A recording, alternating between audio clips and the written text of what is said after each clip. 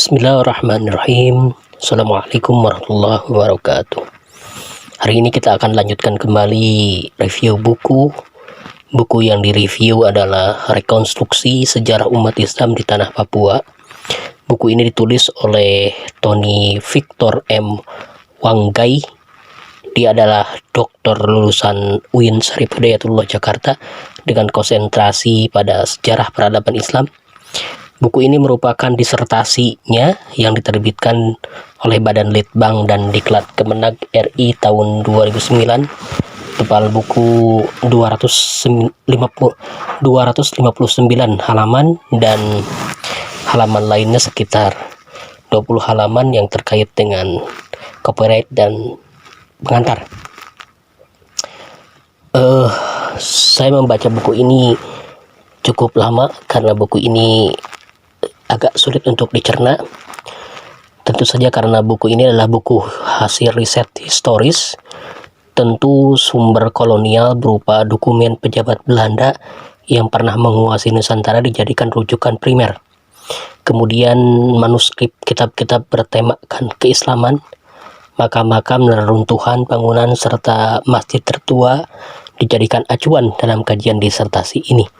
Jadi aspek manuskrip dan artefak juga digunakan.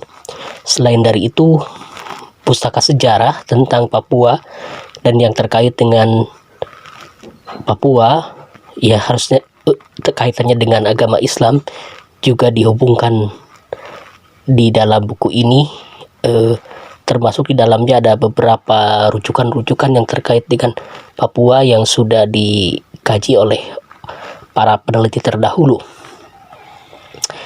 Saya kira buku ini menarik karena risetnya dari awal masuknya agama Islam ke Papua sampai abad 20 Masehi. Dari telaah atas berbagai sumber primer disimpulkan oleh penulisnya bahwa agama Islam masuk pertengahan abad 15 Masehi ke Papua itu dimulai dari Kesultanan Bacan Maluku Utara oleh Sultan Bacan bernama Zainal Abidin. Beliau wafat tahun 1521 Masehi.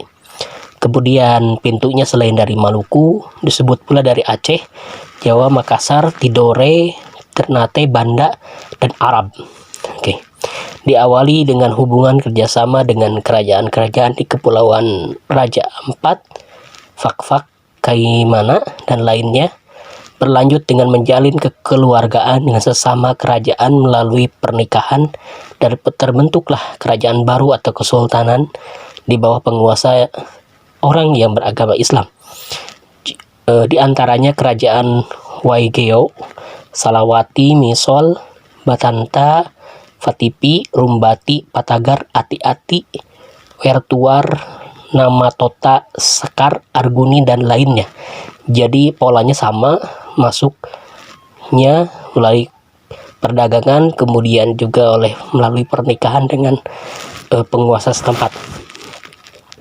Secara historis, proses sebaran agama Islam terdapat pengesahan dari penguasa setempat sehingga para mubalik tidak ada hambatan.